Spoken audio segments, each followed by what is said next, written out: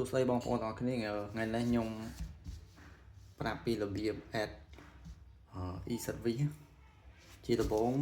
យើងត្រូវមាន app e-service នេះ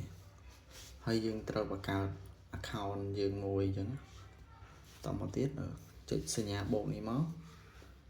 ហើយscan QR code អនឡាញខាងក្រោយបាននេះហើយនេះក៏ scan មកតមកទៀតនេះវាចេញឲ្យជាលេខកូដឲ្យហើយចុចនេះសម្គាល់ថាកន្លែងហ្នឹងសម្គាល់តើតើនឹងអាភ្លើងវាហ្នឹងវាលោតពណ៌ខៀវអញ្ចឹងមិនយើងអាច add បានហើយចុចនេះទៀតមកតមកទៀតកន្លែងនេះតើតើនឹង Wi-Fi ធម្មតាតើយើងប្រើ Wi-Fi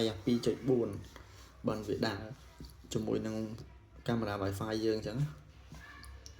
ខ្ញុំ copy Wi-Fi password តមកទៀតចូល e-service យើងមកនេះ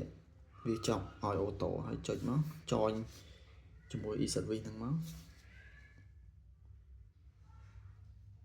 ចាំជាមួយទទួលវា link ទៅជាមួយនឹង Wi-Fi របស់យើងអញ្ចឹងនេះឥឡូវបាននេះចុចនេះ Connecting to Wi-Fi. Please wait. វាឲ្យចាំមក plate Wi-Fi connected. នេះមាន